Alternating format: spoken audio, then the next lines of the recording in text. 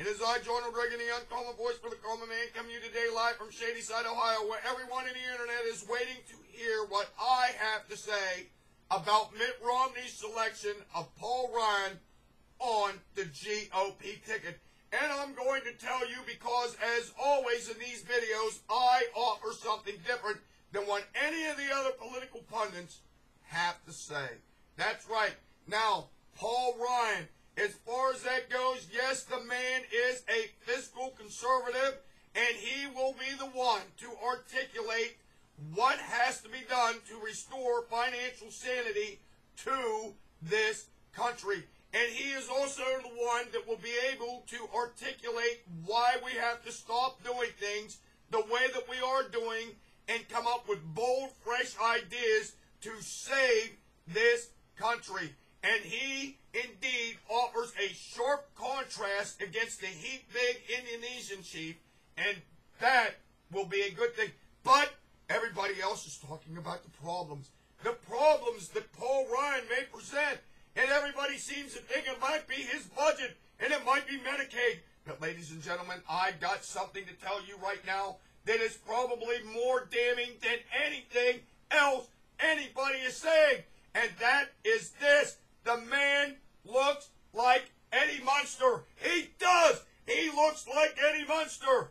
And if you have Eddie Munster as the vice presidential candidate, you have a serious problem. Now, as we all know, I have been dead on right on my selections on the GOP ticket for vice president and president. That's right. My first pick was Herman Cain. That's right. I figured that anybody that could be the Prince of Pepperoni sure as hell should be the president of the United States. But just think, if we had Herman Cain and Paul Ryan on the ticket as president and vice president, we would have an all-Munster ticket.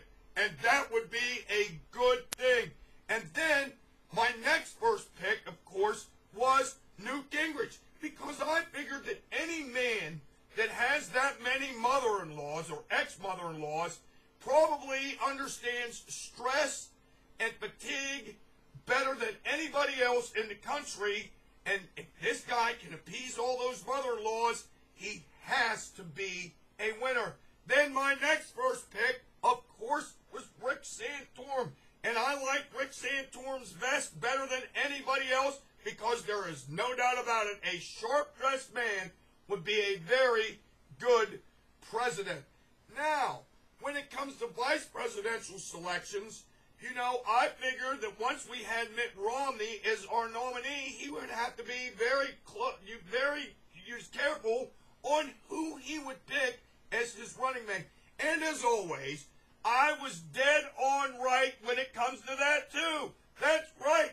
My first pick for him would have been Marco Rubio, because I figured that it's about time that we have somebody in the White House who really doesn't care for Fidel Castro and the damn Cuban dictator regime that is Fidel Castro. Get somebody in there that doesn't like him, as opposed to, well, you know what I'm trying to say.